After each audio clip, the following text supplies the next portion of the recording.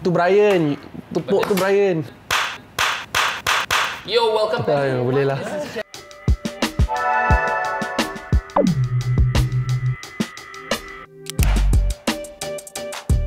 This is Victor, and this is... Nama saya Pablo, guys. Yang Pablo, Lord Pablo, Daniel, whatever you guys know me by. Sometimes I go by rapper, sometimes I go by sneakerhead, sometimes I go by just an ordinary man.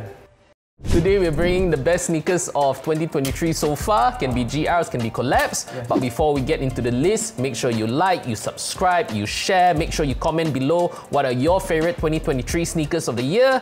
And I think without further ado, let's go. So kasut-kasut yang I pilih ni is not according to order. I think it's just 3 yang shoes yang I feel like have released this year yang memang I suka, and I think it deserves to be in my top shoes that's released so far this year. We also have the full complete list of what we think are the best GR shoes and what are the best collab shoes over on our Instagram page. So make sure you check that out as well. Kalau korang belum follow, make sure follow IG SneakerLAH, Instagram.com/@SneakerLAH. Make sure korang follow. Korang tak follow lagi,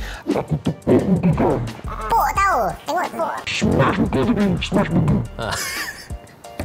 Okay, so Pablo, out of the list, what are your top 3s? I think let's get the elephant out the room. Kita cakap pasal yang most obvious, I think show of the year. I think banyak sneaker blog pun cakap pasal kasut ni, which is the Jordan 4 SB.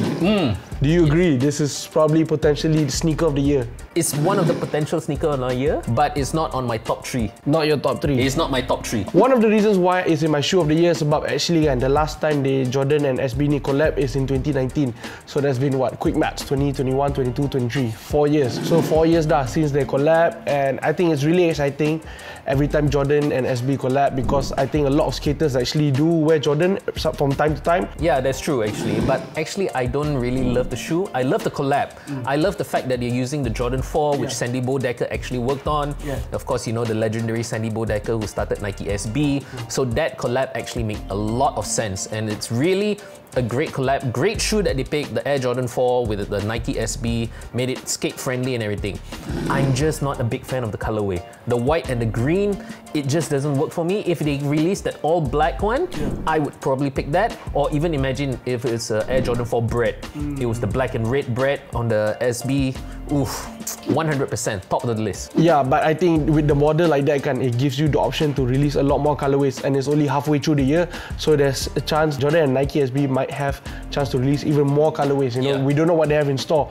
Maybe they saw the hype yang ni kan, lepas tu dia akan release more colorways. So, that's true. Okay, you hear that? Nike, Jordan, if you're watching this, if you somehow stumble upon this, Michael Jordan, first off, I'm size 11. And size 9? Yeah, make a bread colorway. I think people will love it. Moving on. Okay. My list, everybody knows this. I've already mentioned it many times before. It's another Jordan. It's the Jordan 3 Reimagined. Oh, great shoe, great shoe. It just came with the perfect construction. The materials were on point. Yes, there was a lot of QC issues, but so far my pair worked great. Like I said, I took it to Japan. You can check out the vlogs where I took it to Japan. It was rainy day and it saved my feet. So yes, Jordan 3 Reimagined is one of my top 3s. I agree you are. Honestly kan, the Jordan 3 Reimagined actually memang lawa tu kasut dia. I'm actually a really big fan of the Reimagined, and it's actually on my top 3 as well. Okay. So actually I was doing some research kan. Jordan 3 White Cement ni last released 2013, but it wasn't the actual model. It was the free throw line. Yes, that's right. And then in 2011 was the last time they actually retro it, but this time they brought it back a bit different again with Reimagined. And I'm a really big fan lah Reimagined series ni sebab macam the yellow edge midsole kan, it adds character to it. People always complain, oh Jordan brand bawa balik kasut sama. Okay, so Jordan brand did it different this time. They did it with the edge midsole, which everyone likes, and I'm a fan of it. You know, Jordan brand is finally giving us something that we like, and now you guys are complaining. Is it because they're too late? Let us know down below. But you know, in my opinion, I think this is a great shoe.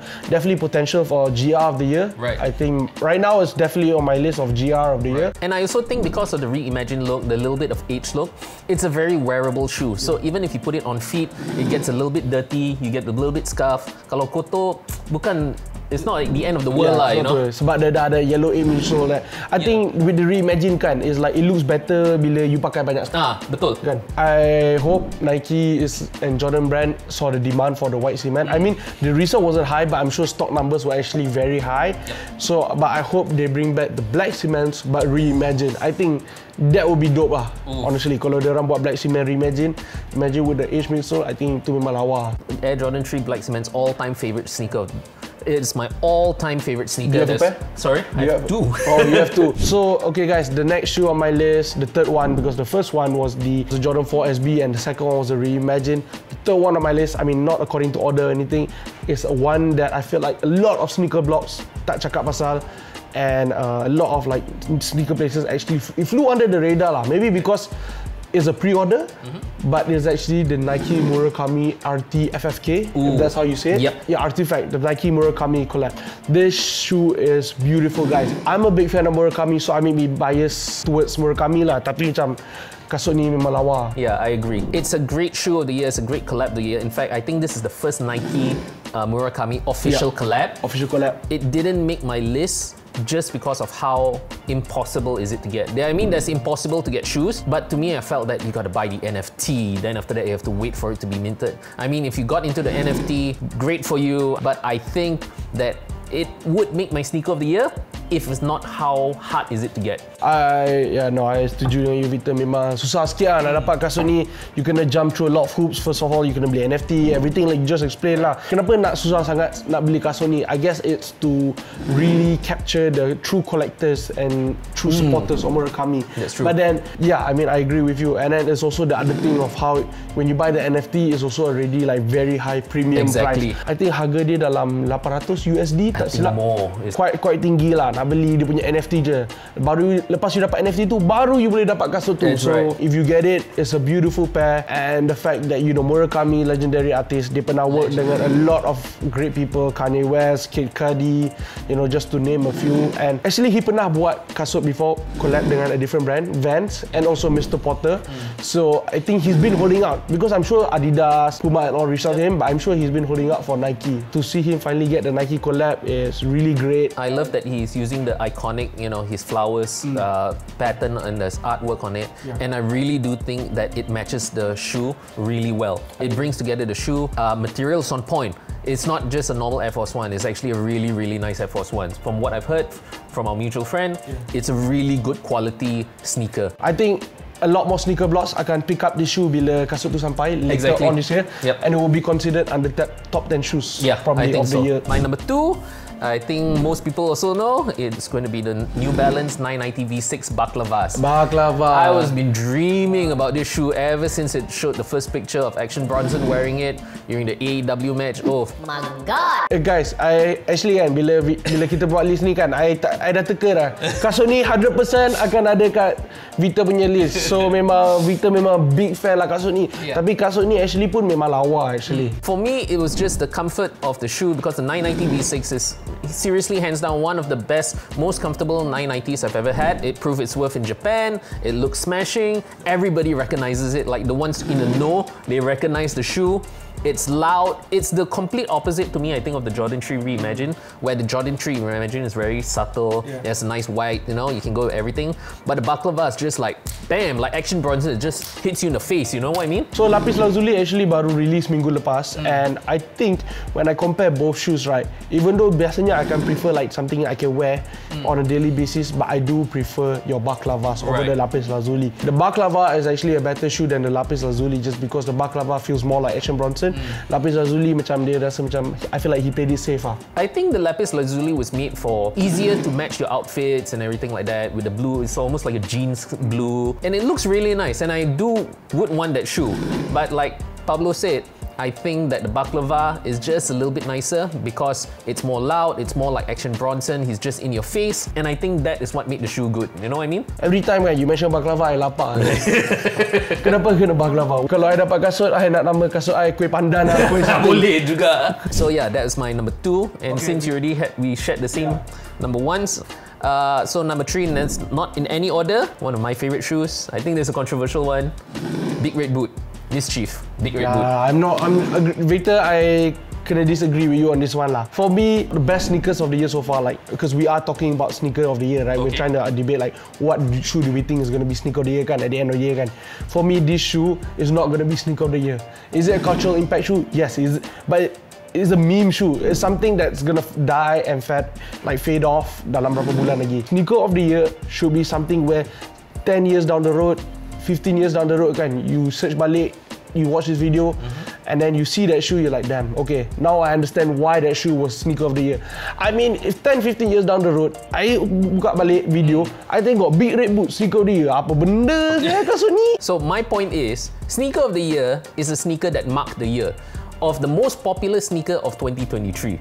So if that is the case, I think the Big Red Boot is the most popular shoe. It's on everybody's Instagram, every single social media person. Everybody knows it's on our SneakerLAH poster. The Big Red Boot is on our SneakerLAH poster.